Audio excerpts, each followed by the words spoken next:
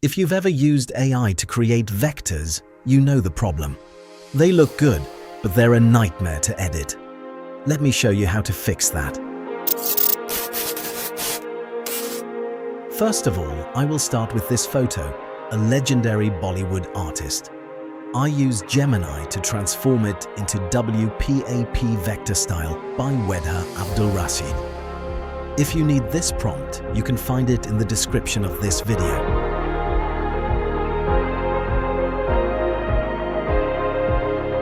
At this stage, they look like vector art, but technically, they're still just images, not real editable vectors.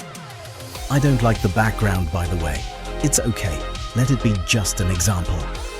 Then I created two other variations with different styles, just to see how far the AI can go. Even though these look good, if you try to edit them in Illustrator, you'll quickly realize they're not clean and not truly editable. So to fix that, I'm using a tool that is quite old but very powerful called Vector Magic. This tool helps convert these AI-generated images into actual vector files. But I think this tool is very good for flat vectors and not with gradient vectors. Go to Batch Processing tool and I'll upload each of the three images.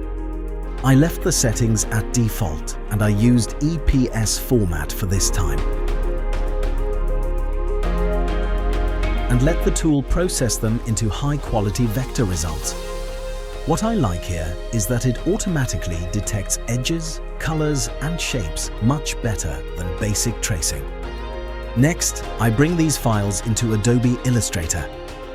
Now we can see the results. Each image has been converted into a much cleaner vector. The shapes are more defined and the overall structure is way more usable. But it's not 100% perfect because it's just AI work, not real work. Now everything is editable. I can adjust shapes, tweak colors, and refine the details exactly how I want. If needed, I can clean up small imperfections, simplify paths, or enhance certain areas. This step really depends on how detailed or polished you want the final result to be. So that's the full workflow. From a regular photo to AI-generated vector styles, to and finally into clean, fully editable vector files in Illustrator. If you've been struggling with messy AI vectors, this method should make your workflow much easier. Remember, AI is smart, but not that smart. A human touch is still needed for good results. Thanks for watching, and I'll see you in the next one.